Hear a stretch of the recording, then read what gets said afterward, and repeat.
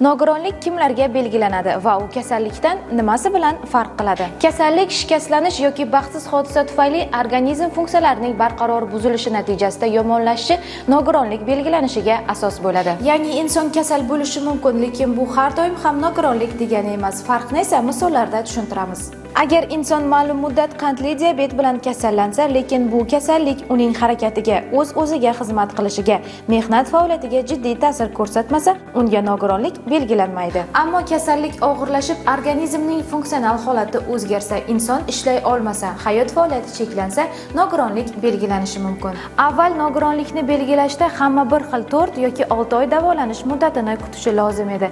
Endi esa nogironlikni belgilashda yagona standartlar hamda elektron tizim joriy etildi. Bemorning holati, nogironlik guruhi, sababi, muddati, tibbiy reabilitatsiya tavsiyasi, kasbiy mehnat layoqatining yo'qotish darajasi, reabilitatsiya vositasi va protez moslamasiga hamda parvarishga muhtojligi hammasi avtomatik shakllanadi, inson aralashuvsiz.